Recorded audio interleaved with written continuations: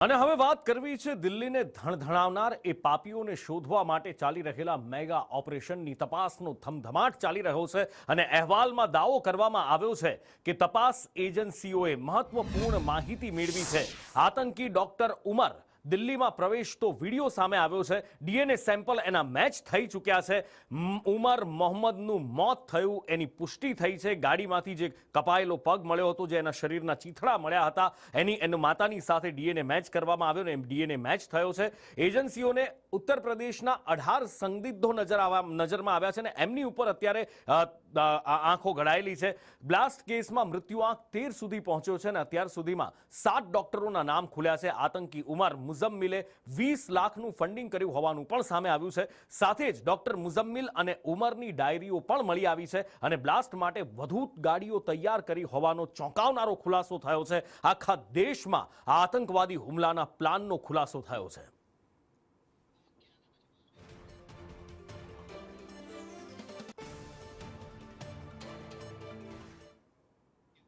અને આ બધા વચ્ચે અલ ફલાહ યુનિવર્સિટીના ડોક્ટરોની તપાસ થશે. અલ ફલાહ યુનિવર્સિટીનું ફોરેન્સિક ઓડિટ પણ થશે, કારણ કે આ એ જ યુનિવર્સિટી છે જ્યાં આતંકના ડોક્ટરો, જ્યાં વ્હાઇટ કોલર આતંકવાદીઓ ડોક્ટરના સ્વાંગમાં છુપાયેલા હતા અને દેશ વિરોધી પ્રવૃત્તિઓ કરી રહ્યા હતા. અને એટલા માટે જ ઈડી પણ હવે ઇન્વોલ્વ થઈ છે અને નાણાકીય લેવડ દેવડની પણ ઈડી તપાસ કરશે. ટેરર ફંડિંગના એંગલથી આ તપાસ કરવામાં આવશે. સાથે જ આર્થિક ગુના નિવારણ શાખા પણ તપાસ કરશે.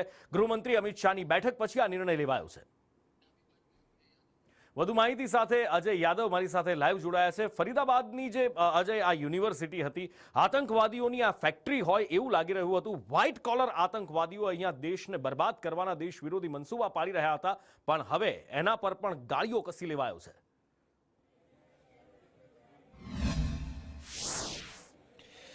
देखिए, निश्चित तौर पे अब सबकी नज़रें जो है अल फलाह यूनिवर्सिटी पे फोकस हो गई हैं. उसकी सबसे बड़ी वजह यही है कि अल फलाह यूनिवर्सिटी की हिस्ट्री के बारे में ये आया कि उसके जो डायरेक्टर हैं, या कह सकते हैं कि कई कंपनियों के मालिक हैं, उनकी तरफ से आखिर कश्मीरी जो डॉक्टर हैं उनकी भर्ती अचानक इतनी ज़्यादा क्यों बढ़ाई गई. तो उसके पीछे एक कारण ये बताया गया कि बाकी जो डॉक्टर हैं उन्हें ज़्यादा पैसा देना पड़ता था, तो उन्होंने शुरुआत में कुछ कश्मीरी लोगों को कम पैसे में डॉक्टर रखना शुरू किया और उसके बाद एक पूरा सिलसिला शुरू हुआ और देखने में ये आया कि उस यूनिवर्सिटी में कश्मीरी रेजिडेंस डॉक्टरों की संख्या ही नहीं बढ़ी, बल्कि जो स्टूडेंट हैं उनकी भी संख्या बढ़ी. और कश्मीर घाटी में जिस तरह के तौर तरीके अमूमन मुस्लिम समाज में देखने को मिलते हैं, उस तरह के तौर तरीके भी वहाँ पे देखने को मिले. प्रॉपर वे में नमाज होती थी, प्रॉपर वे में उतनी बाध्यताएं होती थी, कई सारी ऐसी चीज़ें थी जो डायरेक्टर के भी आंखों के सामने आई, लेकिन उन्होंने उसको इनकार बार बार वो नकारते रहे. और अब जाके कह सकते हैं कि इस तरह की घटनाएं हुई. तो इसी वजह से जो जाँच एजेंसियाँ हैं, चाहे उसमें ईडी हो, चाहे NIA हो, चाहे जो क्राइम ब्रांच की टीम हो, सबकी तरफ से उस यूनिवर्सिटी पे पूरा मुद्दा फोकस हो गया. और सबसे बड़ी बात यही है कि जो तीन लोग जो कह सकते हैं कि जो उसको ऊपर टेररिस्ट होने की आशंका है या सबसे अधिक संभावना जताई जा रही है, उन 3 लोगों में न सिर्फ डॉक्टर मुजम्मिल हैं, बल्कि डॉक्टर आदिल हैं और डॉक्टर उमर मोहम्मद, जो कि इस ब्लास्ट में मारा गया.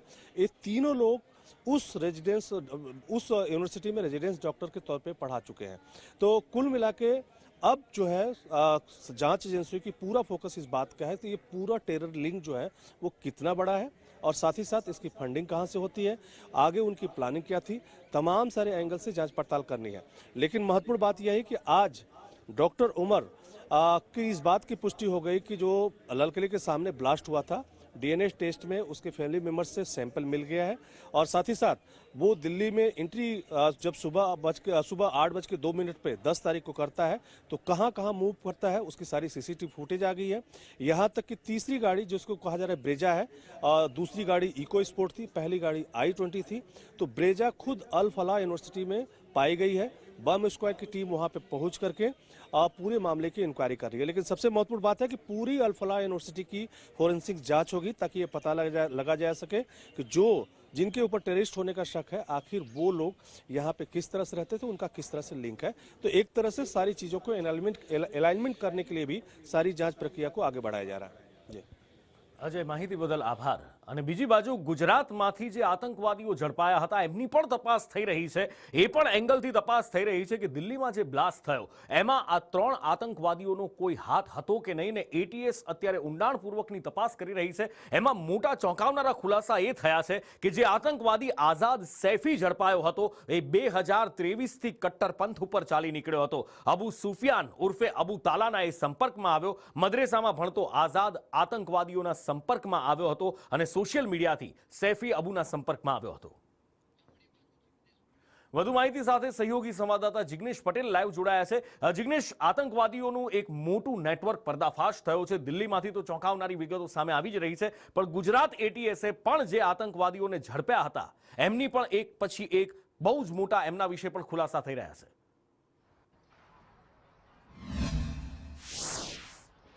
અનુપુર, ગુજરાત એટીએસે એક્યુઆઈએસ જે આતંકી છે આઈએસકેપી સાથે જોડાયેલા તેની તપાસ કરતા હકીકત સામે આવી છે કે આરોપી આતંકી આઝાદ સૈફી તે 2023થી જ કટ્ટરપંથના રસ્તે હતો. તે પહેલા તે મદ્રેસામાં ભણતો હતો અને તેની સોશિયલ મીડિયા પર કેટલીક કટ્ટરવાદી પોસ્ટ જોતા તેને આકાઓએ તેનો સંપર્ક કર્યો હતો.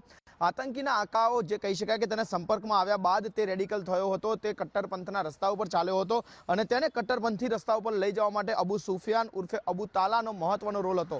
અબુ તાલા સાથે સંપર્કમાં આવ્યા બાદ તે 1 વર્ષ પહેલા કાશ્મીરની ઘાટી અને કાશ્મીર વિસ્તારમાં પણ ફરવા ગયો હોવાનું સામે આવે છે. ફરવાનું તો માત્ર બહાનું હતું તેવું કહી શકાય કે ત્યાં રેકી કરવા માટે ગયો હતો અને ત્યાં સૈન્યની મૂવમેન્ટ અંગે તેને રેકી કરી હતી. સૈન્યની મૂવમેન્ટ કયા સમયે થાય છે, કેટલી ફોર્સ મૂવમેન્ટ થાય છે, કયા કયા રસ્તાઓ પરથી થાય છે, તે રસ્તાઓને જોડતા આસપાસના કયા વિસ્તારો છે જ્યાંથી એન્ટ્રી એક્ઝિટ મળી શકે છે, તે તમામ વસ્તુને લઈ અને તેને રેકી કરી હતી. અને મહદઅંશે તે તમામ માહિતી છે તેણે પાકિસ્તાન ખાતે મોકલી હોવાના પણ પુરાવા મળી રહ્યા છે. જોકે હજી આ અંગે એટીએસ છે તે તપાસ કરી રહી છે કે કેટલી ગુપ્ત માહિતી તેને પહોંચાડી છે, કેટલી સંવેદનશીલ માહિતી તેને પહોંચાડી છે અને આ સંવેદનશીલ માહિતીના આધારે આગામી આતંકી હુમલો ત્યાં થઈ શકે છે કે કેમ, અથવા તો આતંકીઓના મનસુબા શું હતા, તે તમામ મુદ્દા પર ગુજરાત એટીએસ અત્યારે તપાસ કરતી જોવા મળી રહી છે.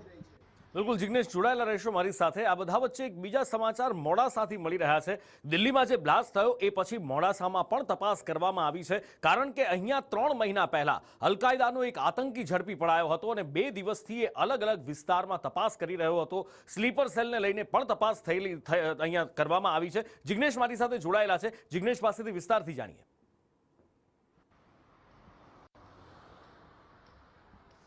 નુપુર, જે કાશ્મીર જે હુમલો થયો છે જૈશે મોહમ્મદના આતંકીઓ દ્વારા દિલ્હીની અંદર, તે આતંકી હુમલાને લઈને તમામ જગ્યાઓ ઉપર અત્યારે જે ટીમો છે તે સતર્ક અને તપાસ કરતી જોવા મળી રહી છે. સાથે સાથે ગુજરાતમાં પણ આવી જ કંઈક હાલત છે. ગુજરાતમાં 3 મહિના પહેલા જે શંકાસ્પદ આતંકી જે ઝડપાયો હતો તેની અત્યારે તપાસ થઈ રહી છે, કારણ કે મોડાસાની અંદર જે અલકાયદા સાથે જોડાયેલો જે આતંકી હતો તે અને સાથે જ સિમીના સ્લીપર સેલને લઈને પણ ખાનગી રીતે તપાસ કરવામાં આવી રહી છે. કેટલાક શકમંદોની પૂછપરછ કરવામાં આવી રહી છે. એટીએસ સહિત જે અન્ય કેન્દ્રીય એજન્સીઓ છે તે તમામની પૂછપરછ કરી રહી છે અને તેમાંથી આ બ્લાસ્ટના કોઈ સીધી રીતે તાર જોડાયેલા છે કે કેમ તે તમામ મુદ્દાને લઈને તપાસ કરવામાં આવી રહી છે. મહત્વનું છે કે જૂનાગઢમાંથી પણ આવા 2 શંકાસ્પદ ભાઈઓની અટકાયત કરવામાં આવી છે, જે બંને મૂળ કાશ્મીરી હતા અને બંને સગા ભાઈઓ જુનેદ મુકરાણી અને નિયાસ મુકરાણીની એસઓજીએ પૂછપરછ શરૂ કરી છે.